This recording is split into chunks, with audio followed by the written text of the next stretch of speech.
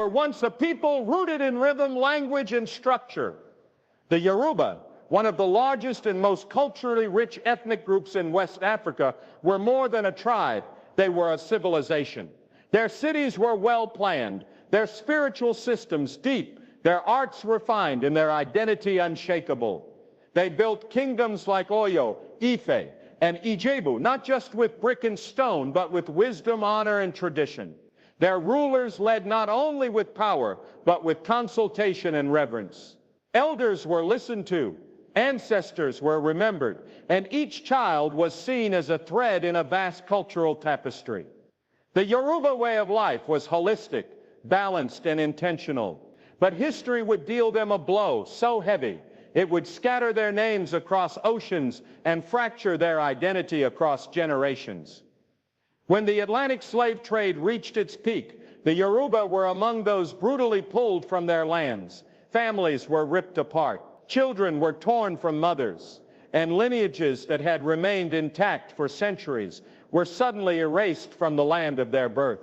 The ships came not only for bodies, they came to dismantle memory. On those crowded decks, Yoruba people were renamed, numbered, and broken in language. Their deities were mocked, their customs outlawed, and their stories silenced. But what the oppressors failed to realize was that identity, though it can be wounded, does not die so easily. The Yoruba spirit is resilient. It traveled with them across the Atlantic, not in chains, but in song, in rhythm, in quiet rituals performed in secret. On plantations in Brazil, Cuba, Haiti, Trinidad, and the American South, they found ways to remember. Drums spoke when mouths couldn't. Prayers were whispered in code. Names like Ogon, Yamoya, and Sango were hidden inside Catholic saints or practiced in the shadows. What was meant to be lost was instead transformed. What was forced underground eventually became the foundation of entire cultures in the diaspora. Yoruba culture didn't disappear. It adapted, it camouflaged, and when the time was right, it began to rise again. But the cost of displacement was immense. Identity became fragmented. Generations of Yoruba descendants in the Americas grew up not knowing the fullness of who they were. They carried the blood, but not always the name. They held the rhythm, but not always the language. The trauma of being torn from their homeland created a gap, a silence between origin and survival. Some filled it with resilience, others with longing. And yet, even in brokenness, something beautiful emerged. The Yoruba way found its place in new soil. Candomblé in Brazil, Santeria in Cuba, Vodun in Haiti. These were not new inventions. They were cultural memory revived in unfamiliar lands. The people may have been displaced, but the culture followed them like a shadow, waiting to be seen again. Displacement does more than move people. It shifts perception.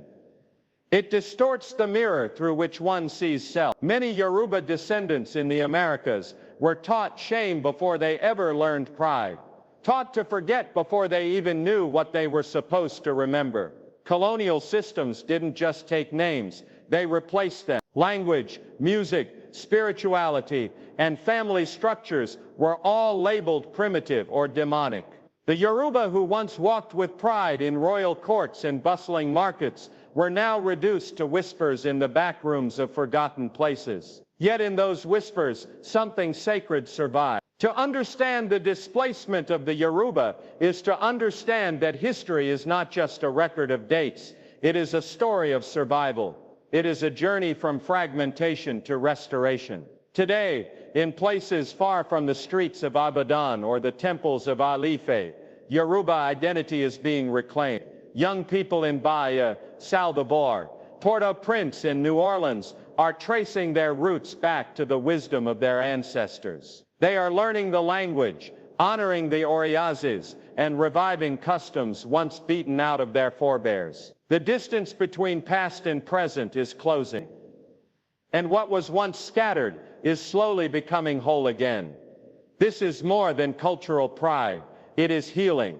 To be told your culture was a lie only to discover it shaped the world is a revelation that stirs something deep. The Yoruba influence is everywhere, from the rhythms of hip-hop and jazz to the philosophies of Pan-Africanism and liberation. Their resilience helped shape freedom movements, inspired resistance, and carried hope through dark times. Their wisdom teaches balance, justice, and connection to the natural world. These teachings, buried under generations of silence, are once again speaking loudly.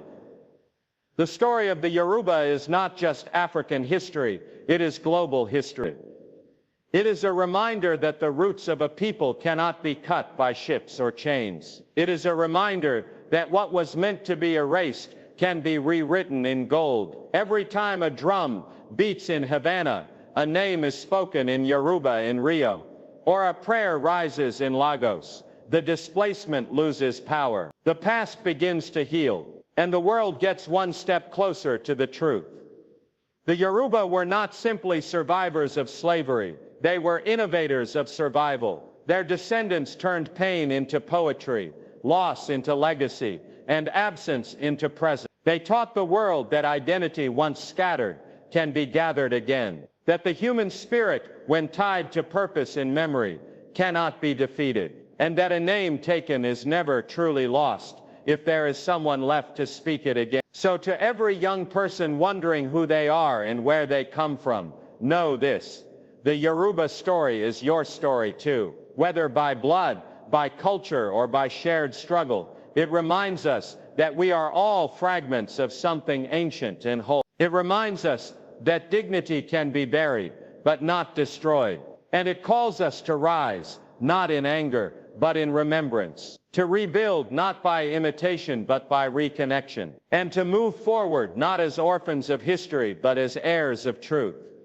You are not lost, you are returning. Every step you take to learn your name, to honor your elders, to reclaim your rhythm, is a step toward restoration. The Yoruba walked through fire and did not burn. They crossed oceans and did not drown. They were scattered, but they were not erased. Their story lives in you, and the world is waiting to hear it. Clear, proud, and unstoppable. Across time and tide, the soul of a people cannot be drowned.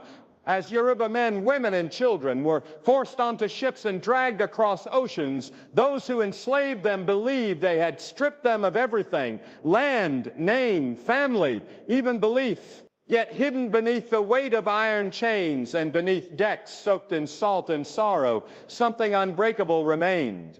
It lived in memory, it whispered in rhythm, it pulsed in quiet rituals, even in silence. While colonizers thought they had uprooted the Yoruba completely, they misunderstood one powerful truth: belief is not stored in buildings or texts. It is carried in the spirit, and that spirit endured.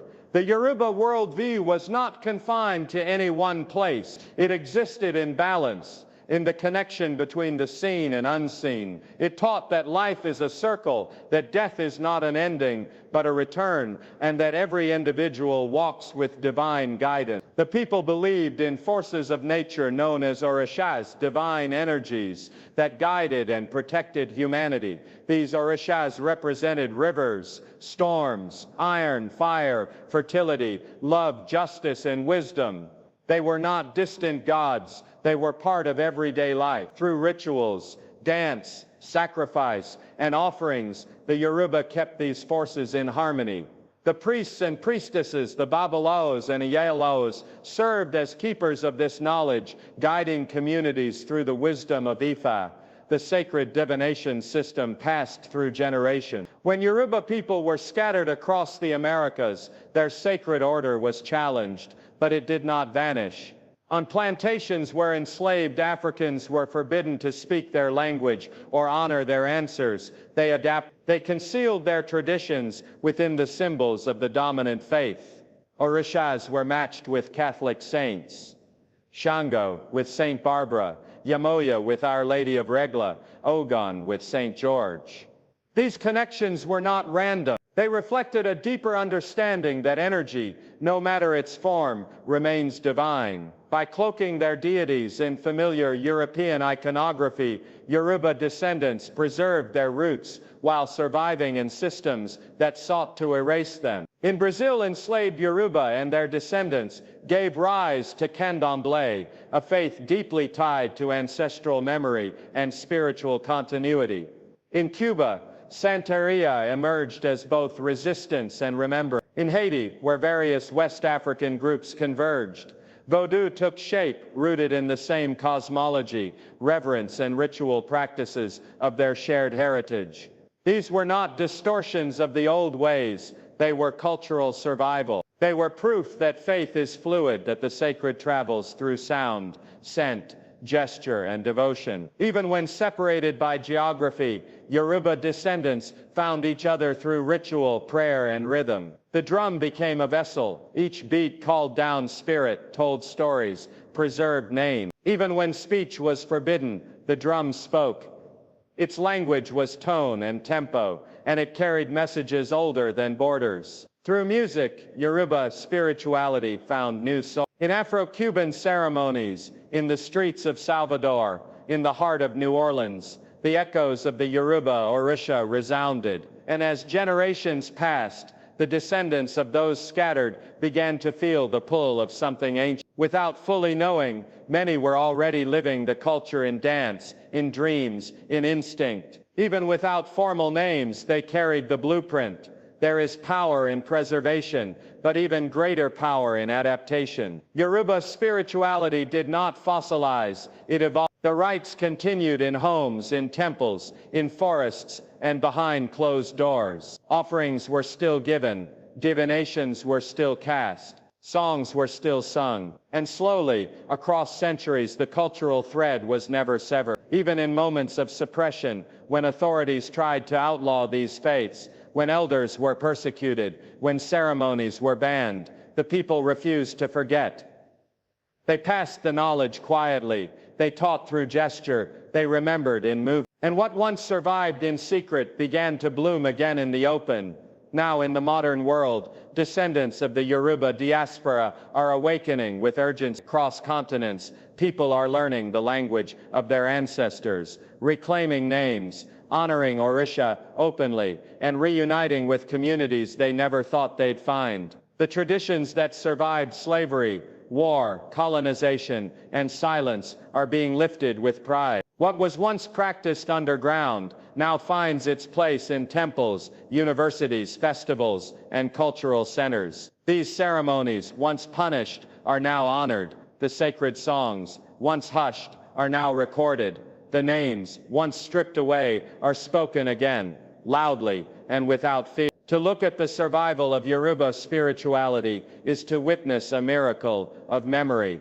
It is a lesson in how belief bends but does not break, how culture can be fractured and still remain whole. It shows the enduring power of those who refused to let go, who carried their gods within them, even as the world around them crumbled. It tells the story of people who were never truly disconnected from their source, only scattered, and even scattered, they remained connected in purpose and pulse. This survival is not just about the past, it is a roadmap for the future. It shows that identity is not lost by displacement if the heart keeps the rhythm. It proves that no matter how far someone is taken, they are never far from who they are. The survival of Yoruba spiritual systems across the diaspora is one of humanity's greatest examples of resilience. It is a testament to what cannot be enslaved, the soul, and from that soul, something sacred continues to rise. They were not numbers, they were not statistics, they were not just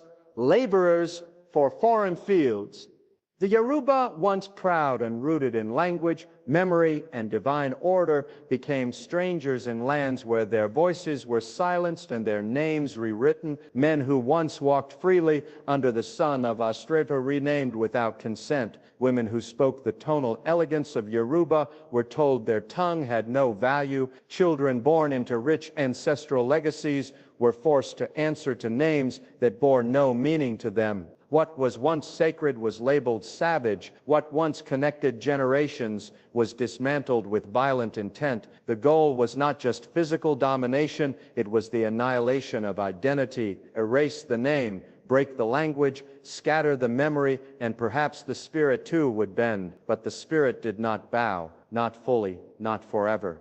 When Yoruba people were enslaved and transported across oceans, they carried with them more than muscle and bone. Inside them lived history. Inside them lived names given by elders, stories passed by moonlight, proverbs whispered from parent to child. These names were not decoration, they were direction. They revealed lineage, clan, destiny, but on the auction block, none of that mattered. Slavers replaced Yoruba names with foreign ones, short, easy to pronounce, and easier to forget. Ancestral identities were reduced to a few syllables meant only to serve. But what oppressors failed to grasp is that the Yoruba name lives not only in the mouth, it lives in rhythm, gesture, in silence, and in dreams. Language was the next target. Yoruba speech, with its layered meanings and ancestral echoes, was ridiculed, forbidden, and beaten out. But words are not always needed to remember. Yoruba descendants found ways to keep meaning alive. Proverbs became behavior.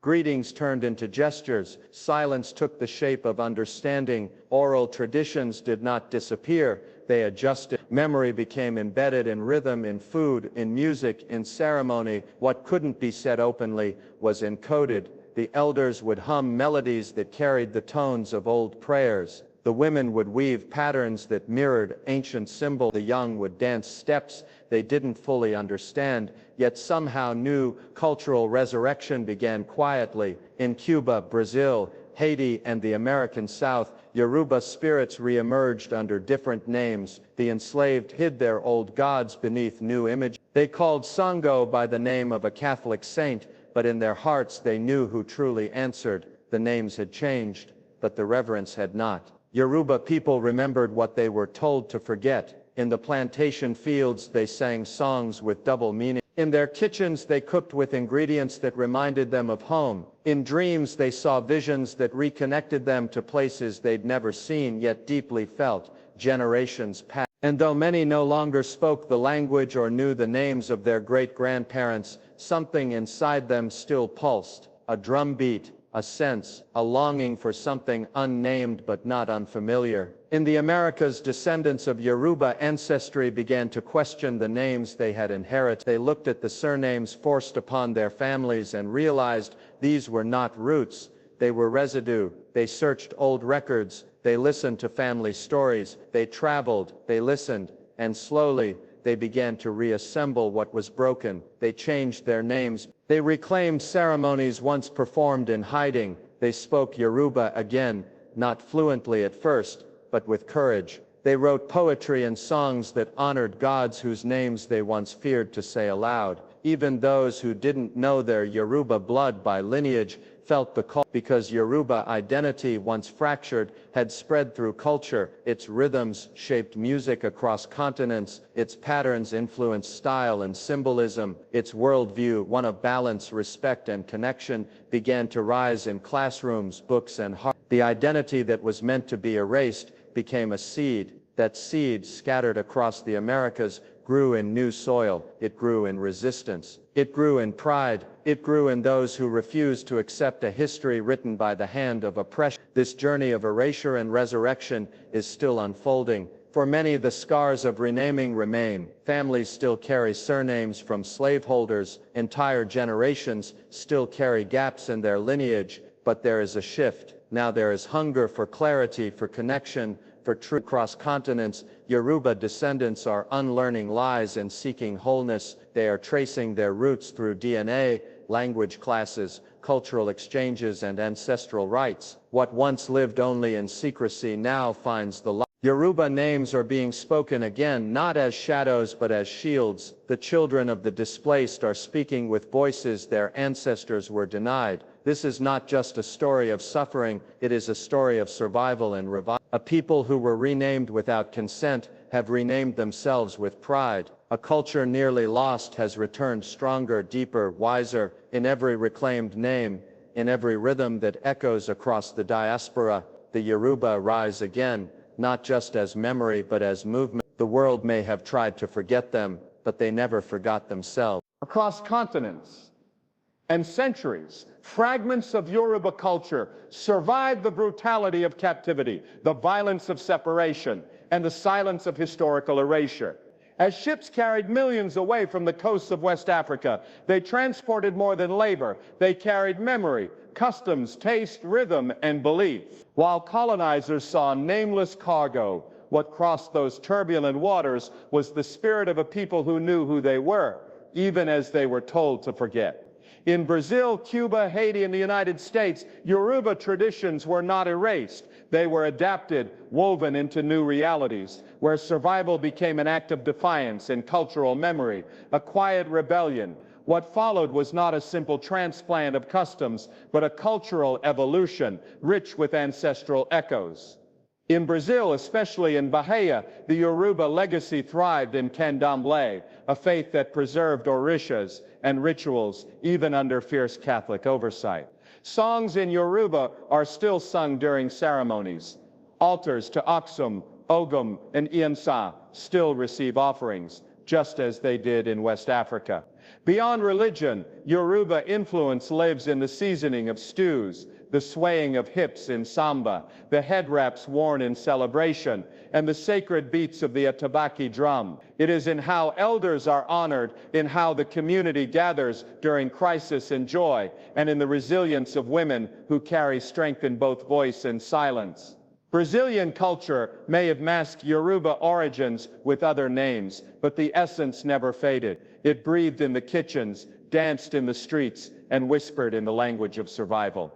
In Cuba, Yoruba descendants maintained their lineage through Reclamation, a spiritual path born from syncretism and strategy. The enslaved Yoruba there merged their orishas with Catholic saints, not out of conversion, but for protection. Shango became associated with Saint Barbara, Yamaya with Our Lady of Regla, and Elegua with Saint Anthony. These pairings masked their devotion, allowing rituals to continue in secret, passed from one generation to the next.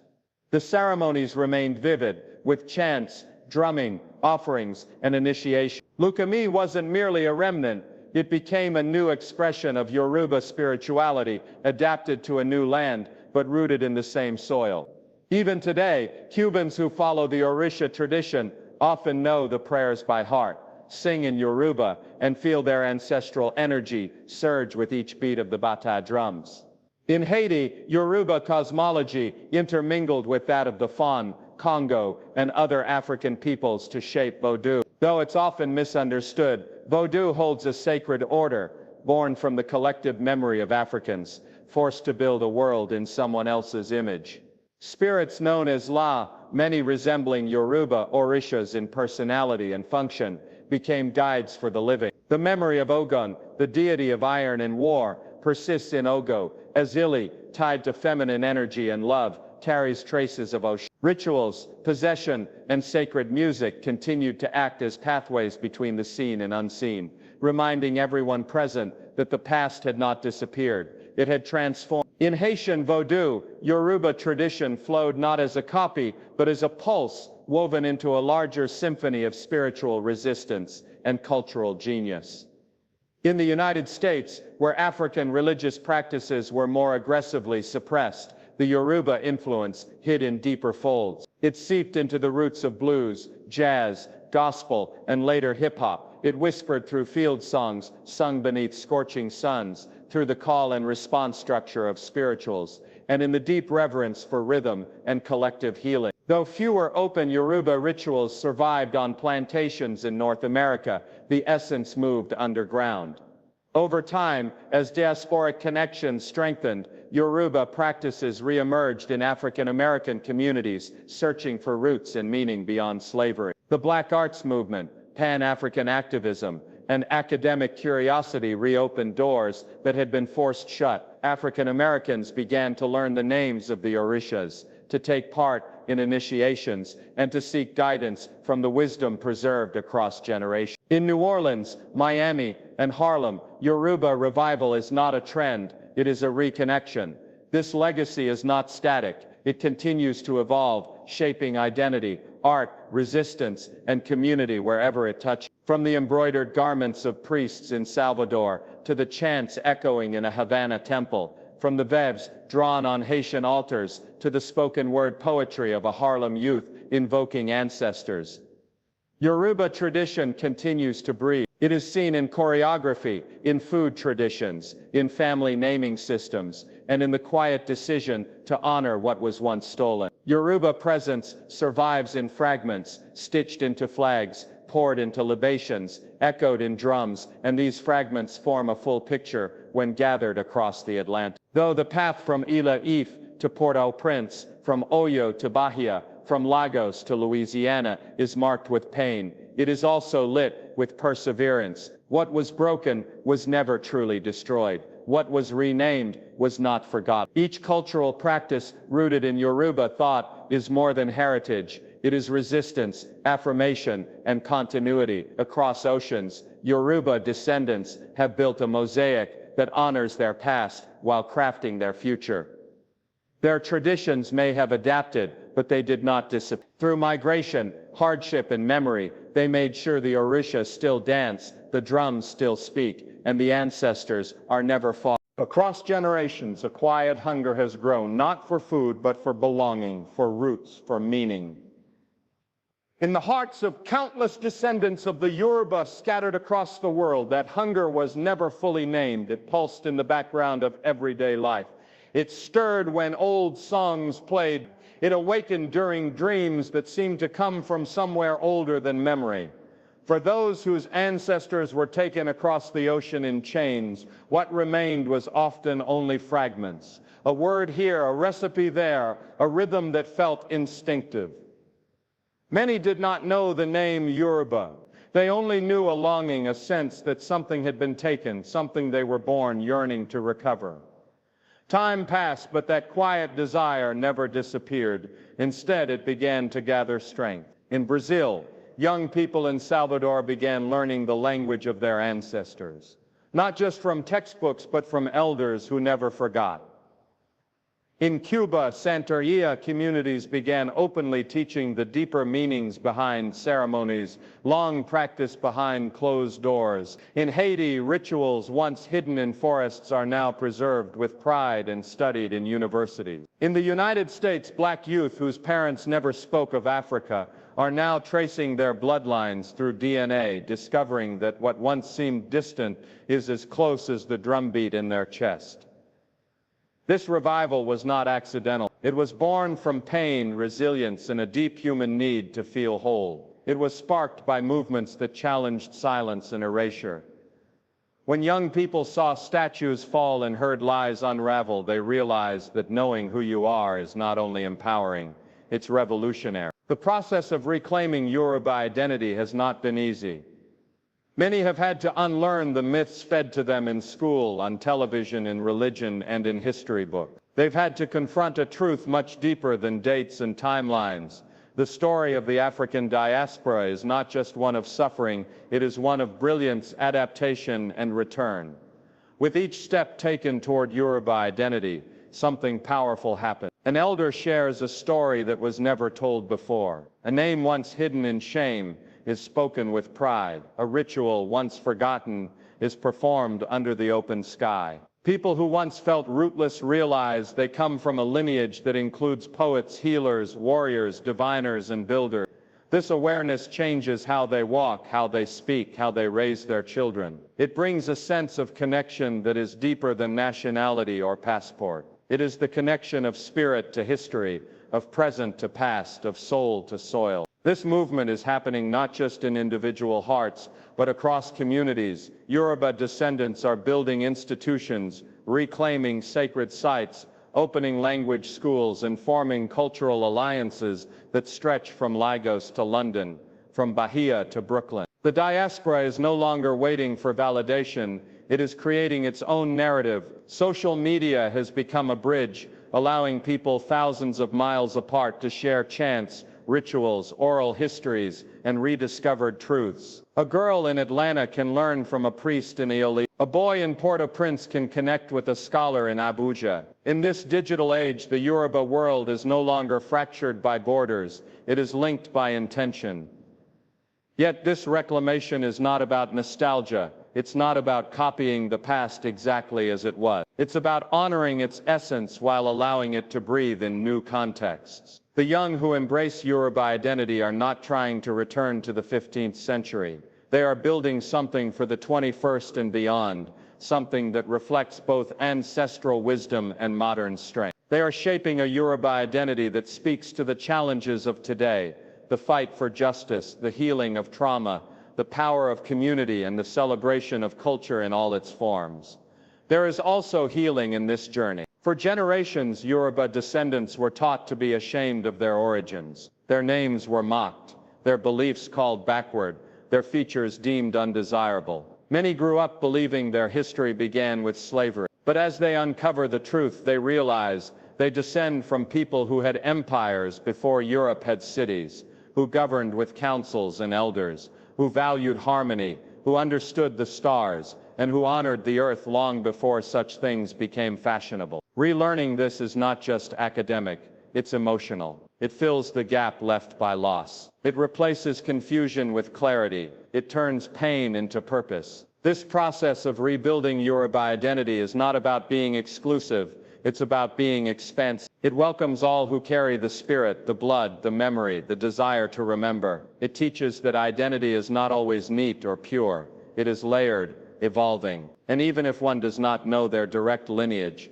the teachings, values, and practices of the Yoruba tradition offer a path toward understanding self and society. It invites people to live with awareness, to honor elders, to respect balance, to move with rhythm, and to speak with intention. The global revival of Yoruba consciousness is not a trend. It is not a passing wave. It is a return to something deep, something that was never truly lost, only hidden. Each ceremony performed, each proverb remembered, each name reclaimed is part of a larger healing. It tells the world that the Yoruba people, scattered but not destroyed, silenced but not erased, are rising not in pieces but in power. Through music, art, scholarship, and spirit, they are becoming whole again. And in that wholeness, they are helping others remember who they are too. The drum did not cross the Atlantic as an object. It crossed as a heartbeat. It was not simply carved wood and stretched skin. It carried messages older than conquest and deeper than language.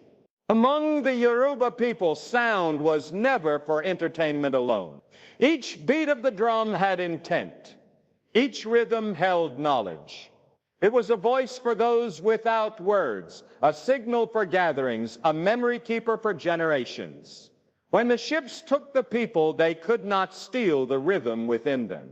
Even when instruments were banned, the patterns remained in their hands, in their feet, in the cadence of their speech, in the sway of their bodies. The Yoruba drumbeat traveled in silence until it found new breath in exile. In the plantations of the Americas, where communication among the enslaved was restricted and autonomy was crushed, rhythm became rebellion. The Yoruba did not need full language to remember who they were. They needed sound. In places like Bahia, New Orleans, Port-au-Prince, and Havana, enslaved people used rhythm to create space for remembrance. The call and response wasn't just musical, it was spiritual. It reminded them that they were not alone, that even in unfamiliar lands, their essence had not been erased. Each time a drum echoed in the night, it pushed back against the erasure imposed on them. In Brazil, where candomblé grew from Yoruba roots, the rhythm of the atabaque drum became sacred. It was more than percussion. It was a portal. Through it, Orisha were called possessed bodies and entered the ceremony. Each deity had its rhythm. Each rhythm had its purpose. People didn't just dance, they transformed. In Cuba, the bata drums in Lucumí tradition became vessels of memory. Crafted with precision, played with discipline. They spoke ancient languages. Even if the players couldn't speak Yoruba fluently, the drums did. They reminded communities of Sango's fire, Yamoya's waters, Ogun's iron. In Haiti, the drums called the wawa, resonating with power passed down from ancestors who understood that rhythm could not be colonized. In North America, Yoruba sonic traditions were less visible but deeply embedded. The spirituals sung by enslaved people carried West African musical structure, repetition, syncopation, group participation. These were not accidents. They were ancestral memory repackaged in new language. Blues evolved from this foundation, a music of grief and survival, a language of pain turned into strength. Its wailing bends and driving rhythms were echoes of the drumbeat that survived the ocean. Jazz took that same root and exploded it into complexity. The improvisation, the swing, the syncopation, it was Yoruba spirit navigating a new world. In gospel, the call and response between preacher and congregation mirrored ceremonies, where rhythm guided energy. In hip-hop, the beat became the foundation, the storyteller's companion. It carried anger, joy, resistance. Even turntables became drums of the modern age. The drumbeat shaped identity across centuries. It built community in the face of isolation. It provided structure when society offered chaos. It gave voice to the voiceless and brought the scattered back together. A people taken from land found belonging in rhythm. The sound held what was too dangerous to say. It became language when their native tongue was forbidden. It was the pulse of ancestors beating in the chest of descendants who had never seen Yoruba soil but felt it beneath their skin. Wherever Africans were taken, they brought the beat with them, and that beat became the seed of new cultures. Samba was born from this lineage, full-bodied, defiant, joyous. Reggae carried the heartbeat forward in Jamaica, with its steady offbeat rhythm, echoing the tension and resilience of those who lived with both oppression and hope. Funk took rhythm and made it elastic. Soul used it to deliver truth wrapped in melody. And hip-hop took all of it, beat, voice, defiance, and turned it into a global language of survival.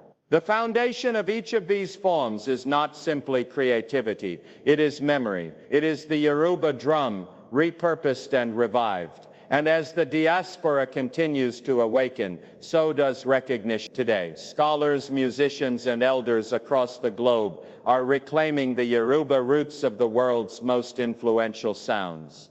They are mapping connections between traditional rhythms and modern beats. They are teaching the young where their music truly began. This is not about nostalgia.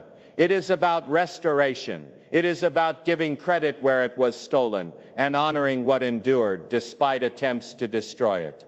The drumbeat never stopped, it only changed form. What once summoned Orisha in the forests of West Africa now moves crowds in concert halls, fuels protests in city streets, and brings strangers into unity on dance floors. That same energy that once kept enslaved people sane through unimaginable conditions now gives artists the courage to speak, to resist, to create. The Yoruba legacy is alive in every bass drop, every foot stomp, every syncopated breath of rhythm that refuses to bow. It is not just music, it is memory. It is identity. It is a coded language of survival that passed through generations disguised as melody. It is the proof that what was planted in sorrow can grow into power. And in every beat, the ancestors, they remind the world that though their names were taken, their rhythm remains, and rhythm never forgets.